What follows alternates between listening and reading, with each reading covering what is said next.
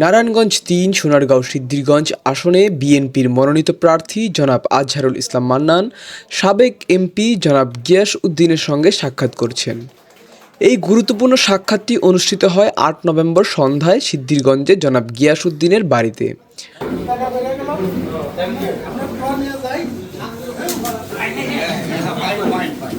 ওই সময় দুজন বেশ সৌহার্দ্যপূর্ণ আলোচনা করেন।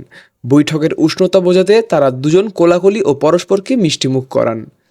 জনাব মান্নানের সঙ্গে এই সাক্ষাতে আরও উপস্থিত ছিলেন জেলা বিএনপি সাবেক ভারপ্রাপ্ত আহ্বায়ক মনিরুল ইসলাম রবি, সোনারগাঁও উপজেলা বিএনপি সাধারণ সম্পাদক মোশাররফ হোসেন, সাবেক কাউন্সিলর সাদরিল প্রমুখ।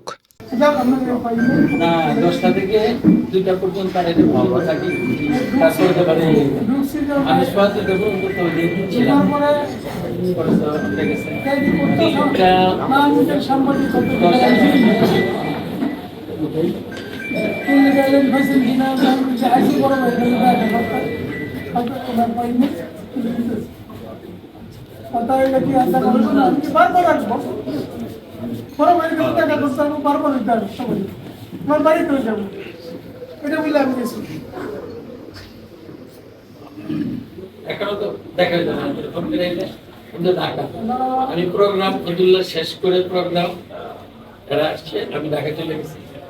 এখন ফোন দিছে, ফোন দেওয়ার পরে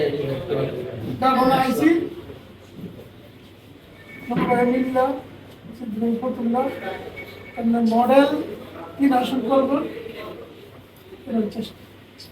আমরা ইনশাআল্লাহ পাঁচটা আসনকে চাই যে আমাদের পাঁচটা আসন তো আমরা পাবো, মনোনীত প্রার্থীকে বিজয় করা যায়।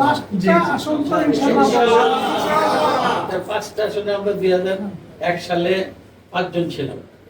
আমাদের তখন নেতা ছিল মরহুম আব্দুল মতিন চৌধুরী সাহেব, স্থায়ী কমিটির মেম্বার ছিল এবং নারায়ণগঞ্জ জেলার অভিভাবক ছিল। আমাদের 5 জনকে মনোনয়ন দেওয়ার পরে উনি আমাদেরকে নিয়ে যখন মিটিং করার পরে হলো যে 5টা আসনে নির্বাচিত যাতে হয় সকলে মিলে পারস্পরিক সহযোগিতার ভিত্তিতে কাজ করতে হবে এবং একটা নিয়ে করে থাকলে হবে না, 5টার জন্যই কাজ করতে হবে।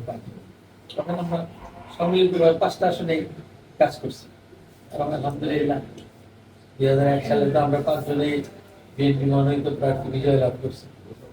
আমাদের মুরব্বী হিসাবে তখন আমাদেরকে গাইড করছে। এখনো এবারও এই নির্বাচন তো গুরুত্বপূর্ণ, 5টা আসন যাতে আমাদের দলীয় প্রার্থী বিজয় লাভ করে আমরা সবাই মিলে সেই কাজ করতে হবে।